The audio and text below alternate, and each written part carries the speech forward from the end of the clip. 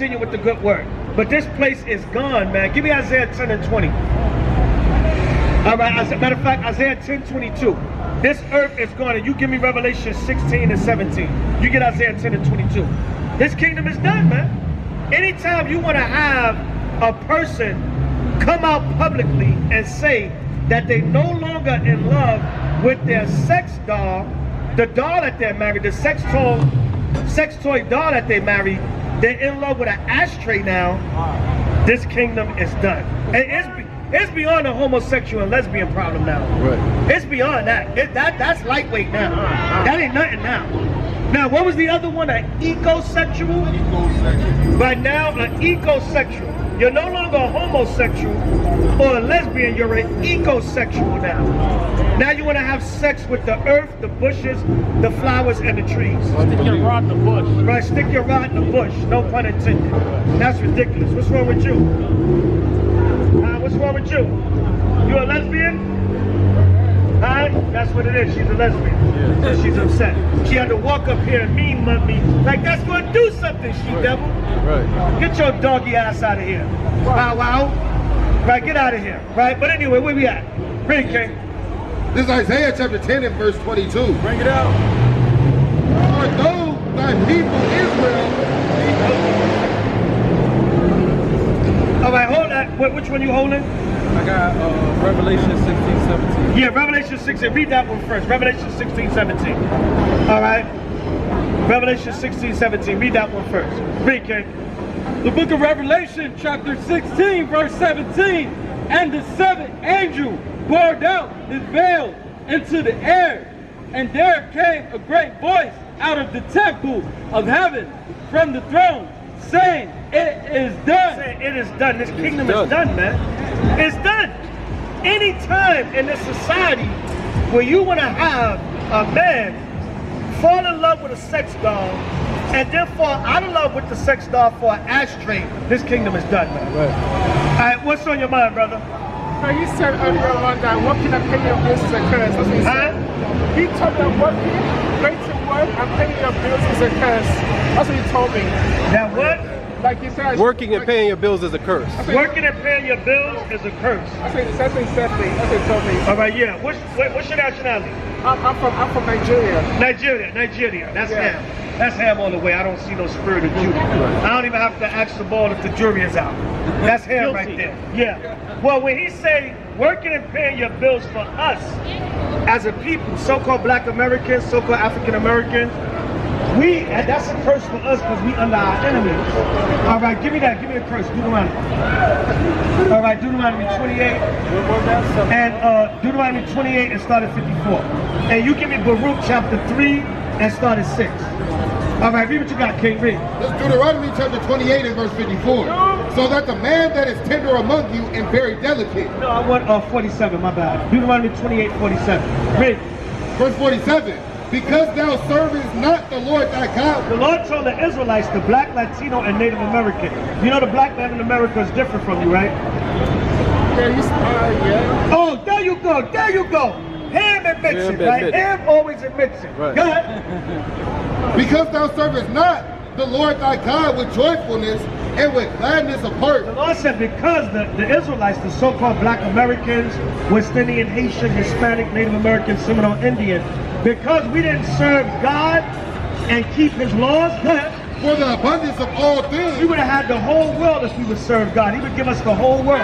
Right? Come on. Therefore thou shalt serve thine enemies. The Lord said, therefore we would serve our enemies. Go ahead. Which the Lord shall send against thee. The Lord said that he would sin against us. How did the Black Americans get to this country? Slaves. How? Slaves. On slave ships, right? How did you get here? On a plane, right? Yes. Right, see, so that's why y'all call us a kata and make fun of us.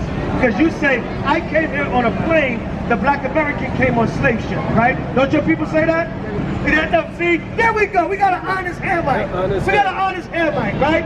Right? We got an Amish ham, man. You can't make this up now, Locke. As soon as you come out here, ham reveals Ham it. comes out. Right? We always go at ham, man. Right. From the movie Us to now. Ham is the always new at ham, man. Yeah. Ham is not the new Judah in this case. Right, right. He's the new ham. He's the right? ham is the new ham. Ham is the new ham. He's the ham that's not trying to be down and be like Judah. Right. He's the new ham. Ham is the new ham. Right. There's ham over there too. Yo, y'all from Africa, right? Yeah, right? What part? What part? Huh? West Africa, but those are Hamites. You know the black Americans and the Africans are two different people, right? You know that, right? See, Ham is the new Ham. Ham, he said yes, Ham is the new Ham. Right, why are you running away now? Don't run away now. Hold up, Nigeria. Let's finish with Nigeria. Hold up, Nigeria. Read. Therefore shalt thou serve thine enemies. So the Lord told the Negroes in America, because we didn't keep the laws of the Bible, God said we would serve our enemies. Good. Which the Lord shall send against me. That God would sin against us. Come on. In hunger. In what? In hunger. In hunger, God. And in thirst. And in thirst, God. And in nakedness. Meaning what? Our food, our clothing, our drink, we would have to get from our enemies. How do we get that? We gotta work. We gotta work, and guess what? Most black Americans, let's start with black Americans since you can relate to that, since you're in this country. Most so-called African Americans or black, I wouldn't say black Americans because we're not Africans. Most black Americans in this country really don't have a business infrastructure or a financial infrastructure. Yeah, he said that's true. He keeps on that right away. Yeah, these accountants don't own nothing. These accountants don't own nothing. Now anyway, most black Americans, you know that though. You know that. How long you been in this country? I've been here 3 years. 3 years, and he knows that already. That's a damn shame. That man, it only took that man 3 years to master Judah's curse. Right. The man, in 3 years, the man mastered Judah's curse. That's a damn shame, right? But anyway, but I'm not knocking the man. He's speaking truth. See, I can respect a man like this because he's speaking truth. He's not trying to front, not trying to hide, not trying to act like Africans and black Americans are the same. I'm going to pat him on the back, but then stab him in the stomach. But nah, you know what I'm saying? He's not trying to run an orphanage scheme on us on Instagram, right? So he's a truthful Nigerian, right? But the Lord told the so-called black Americans, it's not so much that it's a curse.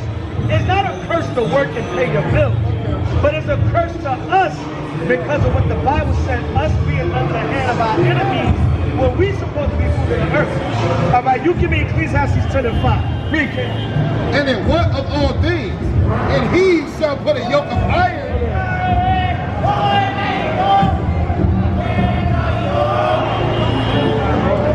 That is a niggerism.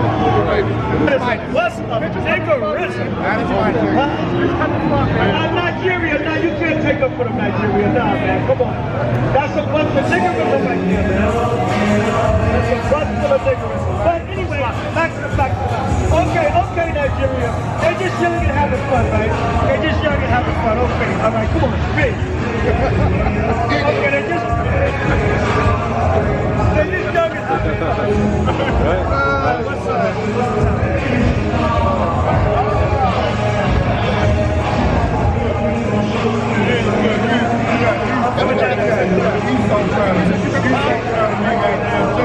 Hey, hold on, but listen. Look how you got a couple of heathens up there. Right. There's a couple of heathens up there trying to be like, look at Esau. Look at Esau. Yeah, look at Esau. Now what they should be doing is, they should be yoking Esau ass up and throwing him off that bus. Right. But at least he's on the back of the bus. Right. At least Esau's on the back of the bus. Right? Sabal. Boom, boom, push. And at least Esau's on the back of the bus. All right? All right. Psalms 141 verse 10. The curses are coming on them now. Right. At least they're on the back of the bus. Right. All right, but now read on. And he should have arrested his ass. Right, they should arrest his ass to be up in the back of the bus. Right. Now, read on. And he shall put a yoke of iron upon thy neck. Now remember the Negroes during slavery, remember we had yokes of iron around our neck? Yeah. That's in the Bible. So it's a curse to us. Hold on. Give me verse 15. Deuteronomy 28, jump up to 15. I'm going to show you why it's a curse. Read. Verse 15. But it shall come to pass, if thou wilt not hearken unto the voice of the Lord thy God. The Lord said, if we would not hearken unto the voice of the Lord thy God, everything from the 15th verse down to the 60th verse will come upon us. Go ahead. To observe and to do all his commandments. To observe and to do all his commandments. Go ahead. And his statutes, which I command thee this day. And his statutes that he commanded us this day. Go ahead. That all these curses. What do I say? That all these curses. Go ahead. Shall come upon thee. Shall come upon thee. Go ahead. And overtake. And what? And overtake. And they will overtake us. So that's why it's a curse. Because God said us having to do this when we was kings and leaders and had our own kingdoms under David, Solomon, and the great men of scriptures. That's why it becomes a curse right now. But it's nothing wrong to work every day and pay your bills. We're not saying that. But to us it's a curse because we came here in slavery. You understand? All right, that's what the brother meant by that. So don't go, oh, I'm going to quit my job Monday because it's a curse to work and pay my bills. No, we're not saying that. All right? Yeah, Baruch 3 and 8. Yeah, read what you got, King. Matter of fact, get that. Matter of fact, give me Baruch 2:19 first. Get Baruch 2 and 19 first. And then we're going to jump down to, matter of fact, you know what? Just give me Baruch 3 and 1, I believe it is. All right, give me Baruch 3 and 1. All right, read that, King. All right, so it's not a curse to work. It's okay to work. It's okay to pay your bills. It's okay to have most average, I would say average. Most average people do have to have a job or a form of income. Everybody got to have a form of income to pay your bills. So we're not saying that. It just became a curse when the Israelites, for us to have to come from rulership and dignity down to having to serve our enemies. All right, go ahead. This is Baruch chapter 3 and verse 1. Go ahead. O Lord Almighty, God of Israel, the soul in anguish, the troubled spirit crying unto thee. Try 119. Right, go ahead. Verse 19. They are vanished. 119. That's it? No, Baruch 119. Read that. Verse 19. Since the day that the Lord brought our forefathers out of the land of Egypt. Yeah, that's what I want. Baruch 119. Since the day that the Lord brought our people out of Egypt, go ahead. Unto forefathers, Salakia. Read it again, right, take your time. Right, go ahead. Since the day that the Lord brought our forefathers out of the land of Egypt. Since the day that the Lord brought the children of Israel out of the land of Egypt, because see, we were slaves to y'all.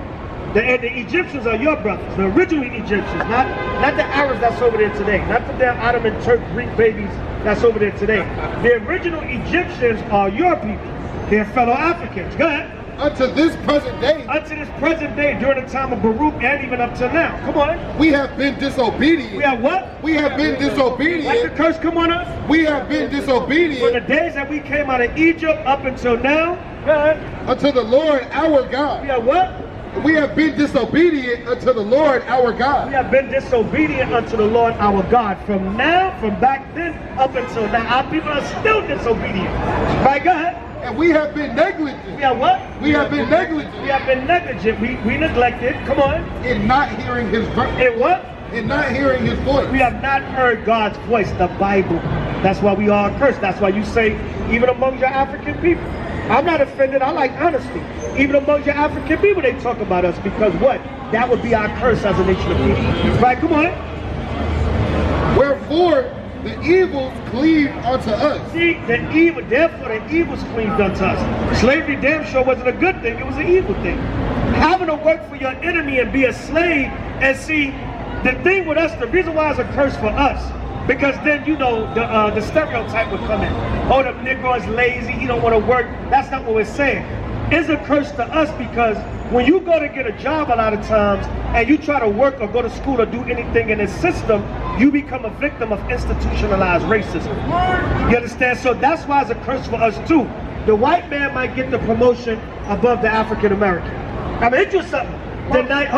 The Nigerian might get the promotion before the African American. Right. So that's why it's a curse to us because not only, okay, get up, pull yourself up by the bootstrap, go get a job, work, pay your bills, but with the institutionalized racism that's set up from the white man and all the other nations. And you know what the white man also does? He uses our tribes against each other. He'll tell the West Indian, the Haitian, and the Dominican on down to the Mexican, he'll say the black American is lazy. Don't be his brother, don't work with him. You get caught up. You can come to this country and you can be better than a black American. The black American, even they tell you Africans, the black American is a lazy akata. Right. Don't be with the black American. That's not your brother. You Africans can come here and you can be better. Like you can remember they put on front of the Daily News, they put Barack Obama hand in chief because Esau know that Barack Obama's an African, he's a Hamite. So they said, listen, the nigger will never be president of the United States, but the African can.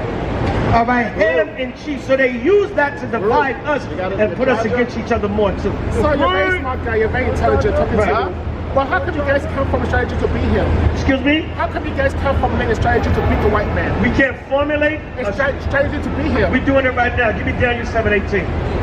We formulate the strategy right now to defeat the white man. His ass is finished. The so-called white man is finished very soon. Right, this is what the Lord doing. The Lord is raising up his army right before you. That's right. All right, the so-called white man don't like this. But you got a brother back here with an Indian, a so-called Native American Indian chief with no horn. The so-called white man don't want that. He took the crowns from the Native American Indian. But now we coming back to being kings and royalty and the priests and the prophets and the strong men of the earth. But the so-called white, you don't want to see a Negro with a meat tree on his head. Right. King of the tribe of Judah. Right. You don't want to see that. You don't want to see a man with a meat tree crown on his head, back in order under the law, statutes, and commandments of the Most High. You don't want to see all these brothers out here in their royal garments telling the devil he's a devil to their face. So we're doing it right now, King. That's why we formulating and taking this devil down, right? That's what we're doing. By Shiva Mashiach.